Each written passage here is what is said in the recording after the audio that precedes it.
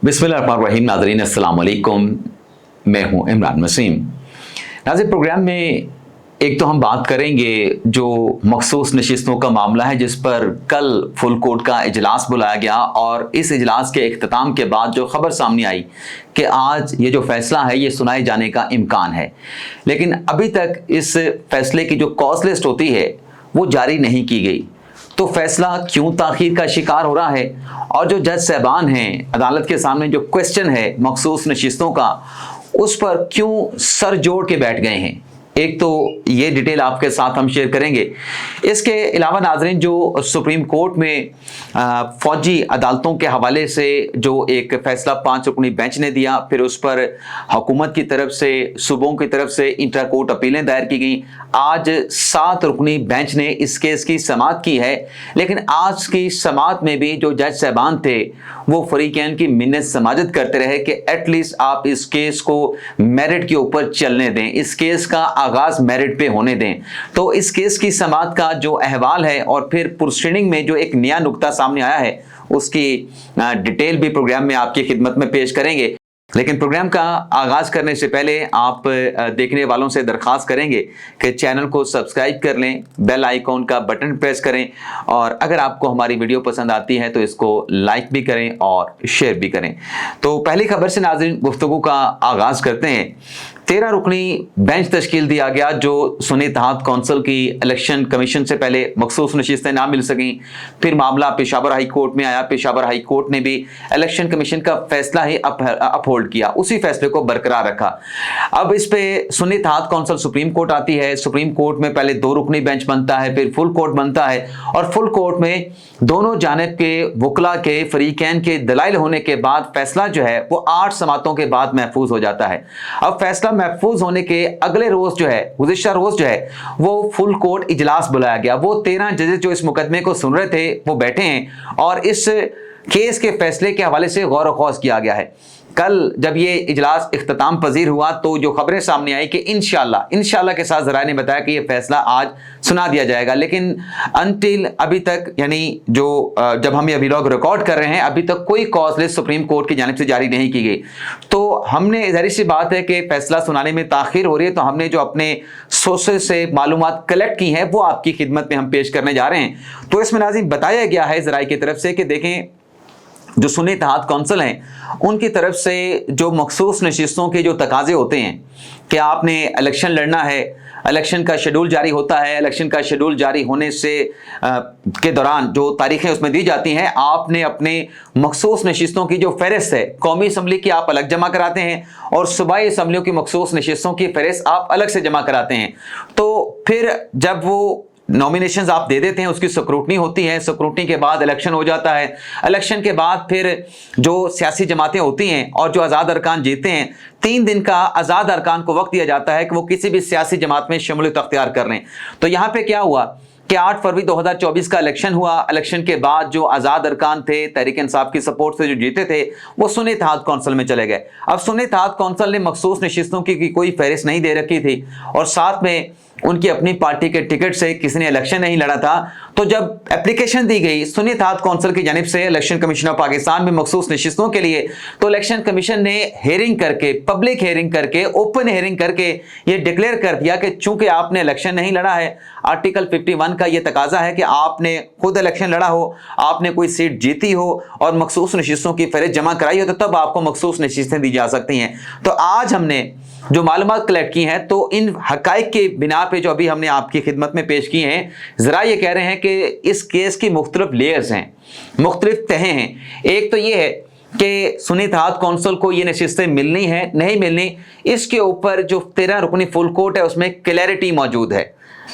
लेकिन दूसरी जो अपनी लेयर आती है वो ये है कि आया कि ये नशिस्तें अगर सुन्नी इत्तेहाद कौंसिल को नहीं मिल सकती तो फिर किसको जानी चाहिए, किसको मिलनी चाहिए, कहाँ पे ये सीटें पार की जाएं। और साथ में ये भी है, ये नुक्ता भी जो है वो ज़ेरे गौर आया है कि क्या इस मौके पे जब सुन्नी इत्तेहाद कौंसिल ने अपनी मखसूस नशिस्तों की फहरिस्त नहीं दी और फिर इलेक्शन भी नहीं लड़ा, तो क्या अब जो घड़ी है, जो क्लॉक है, उसको रिवर्स करके सुन्नी इत्तेहाद कौंसिल के अरकान को ये मौका दिया जा सकता है कि वो दोबारा किसी सियासी जमात में शमूलियत अख्तियार कर लें।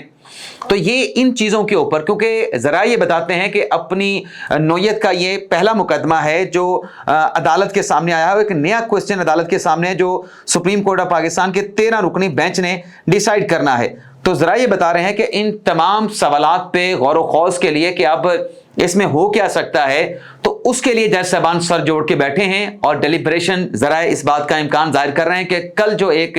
दौर हुआ है मुशावरत का, मजीद भी ज़रा इस बात का इम्कान जाहिर कर रहे हैं कि मुशावरत का इम्कान मौजूद है और मुशावरत में इन्हीं नुकात के ऊपर मुशावरत होनी है कि ये सीटें कहाँ पे पार्क होंगी। आया कि पार्लियामेंट को नामुकम्मल रखा जाएगा, पार्लियामेंट को मुकम्मल करना है तो फिर ये सीटें कैसे तकसीम होंगी, किस सियासी जमात में तकसीम होंगी, ये ढेर सारे सवालात हैं जो 13 रुकनी फुल कोर्ट के सामने हैं। तो गालिबन इसी वजह से कल एक जो उम्मीद का इजहार किया गया या जो एक्सपेक्टेशन लगाई गई कि आज ये फैसला इंशाल्लाह अनाउंस कर दिया जाएगा, तो गालिबन इन्हीं सवालात को एड्रेस करने के लिए फुल कोर्ट जो है वो सोच विचार कर रहा है और फैसला ताखीर का शिकार हो रहा है। दूसरा नाज़रीन, जो सुप्रीम कोर्ट में आज 7 रुकनी बेंच जिसको जस्टिस अमीनुद्दीन खान साहब हेड कर रहे हैं, इस बेंच के सामने जो फौजी अदालतों का मुकदमा है उसकी आज बाज़ाब्ता तौर पे अदालती कार्रवाई का आगाज हो गया।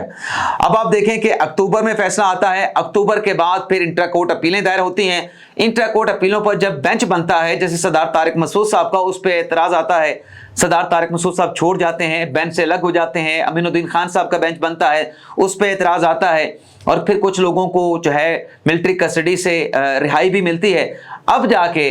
आज आप देखें क्या तारीख है, आज जाके उन इंट्रा कोर्ट अपीलों पर बाज़ाब्ता तौर पे अदालती कार्रवाई का आगाज हुआ है। अटॉर्नी जनरल ने दलाइल दिए हैं कि इस केस में जो फर्स्ट राउंड ऑफ लिटिगेशन था, जिसमें 5 रुकनी बेंच जिसको जस्टिस इजाजुल हसन हेड कर रहे थे, जस्टिस बंदियाल साहब के रिटायरमेंट के बाद उनकी तरफ से जो फैसला दिया गया, उसमें जो कानून है, कानून की कुछ शिकों को उड़ा दिया गया है और वो कानून इतना तंग नहीं था जिस तरीके से फैसले में उस कानून को डील किया गया है। अटॉर्नी जनरल साहब ने एक तो अदालत के जो सवालात थे कि जो मुल्ज़मान मिलिट्री कस्टडी में हैं उनकी हालत ज़ाहिर क्या है, उनको बेहतर तरीके से ट्रीट नहीं किया जा रहा, उनको सहूलियात नहीं दी जा रही, उनके फैमिली के लोगों के साथ मुलाकातें नहीं करवाई जा रही। तो इस पर आज अटॉर्नी जनरल साहब ने एडमिट किया कि मैंने यकीन दहानी करवाई थी, लाहौर में एक इशू आया है लेकिन अब लाहौर में वो इशू नहीं आएगा। और आज अटॉर्नी जनरल साहब ने अदालत में ये बयान दिया है कि आज जुमेरात का दिन है और जो मिलिट्री कस्टडी में लोग हैं उनके फैमिली के लोगों के साथ मुलाकात भी करवाई जाएगी। और जो नाज़रीन इसमें फोकल पर्सन थे ब्रिगेडियर इमरान, ये मुल्ज़मान के उनके रिश्तेदारों के साथ मुलाकात करवाने के हवाले से वो भी आज अदालत में पेश हुए। उनकी तरफ से ये कहा गया अदालत में कि मेरा जो नंबर है जो मुल्ज़मान मिलिट्री कस्टडी में है उनके फैमिली मेंबर के पास मौजूद है और मुलाकात के हवाले से उन्हें मुकम्मल तौर पे फैसिलिटेट किया जाता है। लेकिन अटॉर्नी जनरल साहब ने कहा कि कुछ इश्यूज थे सिर्फ लाहौर की हद तक, बाकी किसी जगह पे जहां पे लोग मुल्ज़मान मिलिट्री कस्टडी में हैं कहीं पे इशू नहीं आया, लाहौर में इशू आया है, उसको भी सॉर्ट आउट कर लिया गया है। इसके बाद नाज़रीन जो अटॉर्नी जनरल थे उन्होंने यकीन दहानी कराई, तो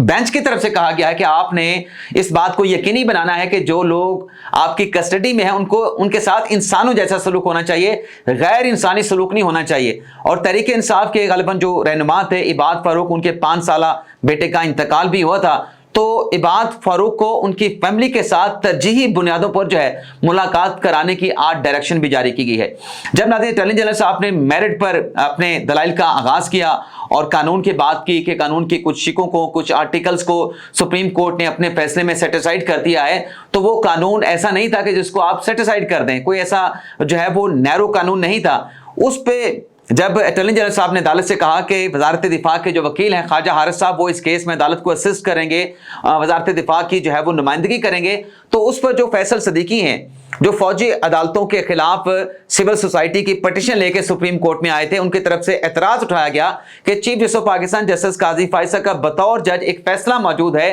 कि ये प्राइवेट काउंसिल जो सरकारी इदारों की जानिब से किए जाते हैं ये नहीं होने चाहिए और अटॉर्नी जनरल को, एडवोकेट जनरल को या जो लॉ अफसरान हैं वही अदालत में आके गवर्नमेंट के केसेस आर्गू कर सकते हैं। अच्छा, इस पर लंबी चौड़ी बहस हुई। बेंच की तरफ से बार बार फैसल सिद्दीकी से कहा गया कि इस केस में हर बार कोई ना कोई एतराज आ जाता है कि इसको मेरिट के ऊपर चलने दें। तो उसके बाद फिर अल्टीमेटली फिर फैसल सिद्दीकी साहब ने कहा कि मेरा आप एतराज सुन लें, मेरा एतराज आप रिकॉर्ड पे ले आए, मेरी दरखास्त को डिसमिस कर दें। तो फिर अदालत ने सुनने के बाद ख्वाजा आरिफ साहब को इजाजत दे दी कि वो आर्गू कर सकते हैं। कुछ जजेस के माबैन भी आज तलखी हुई है, जैसे शाहिद वहीद साहब ये कह रहे थे कि इस केस में जो है वो सिर्फ जो पहला जो दिया गया फैसला उसमें गलती की निशानदेही करें, उस हद तक हम अपील सुन सकते हैं, उससे ज्यादा हमारा जो है वो दायरा कार बनता नहीं है। लेकिन बेंच की तरफ से कहा गया, जस्टिस मोहम्मद अली मजहर की तरफ से कहा गया कि नहीं, ये राइट ऑफ अपील है, इसमें जो है वो पूरा राइट ऑफ ऑडियंस होता है, राइट ऑफ अपील में वकील अपना पूरा केस आर्गू कर सकता है, सिर्फ गलती की निशानदेही करने वाली बात नहीं है। तो इसको भी अदालत में एड्रेस कर लिया गया। लेकिन आज की समात में जिस तरीके से एतराज़ात उठे कि वजारत दिफा ने क्यों अपना प्राइवेट काउंसिल कर लिया, तो अदालत ने यह डिक्लेयर किया है कि अटॉर्नी जनरल जो हैं अपनी मामलत के लिए किसी वकील की खिदमात को हासिल कर सकते हैं और ख्वाजा आरिफ साहब को इस केस में आर्गू करने की इजाजत दे दी गई। लेकिन 2 घंटे तक नाज़रीन ये प्रोसीडिंग चली है और 2 घंटों में मेरिट पे कुछ थोड़े से दलाइल हुए हैं। और फिर चूंकि अब 15 जुलाई से समर वेकेशन का आगाज होने जा रहा है, तो फिर आज की समात को समर वेकेशन के बाद जब बेंच दस्तयाब होगा तब तक यानी गैर मुय्यना मुद्दत तक मुलतवी कर दिया गया है।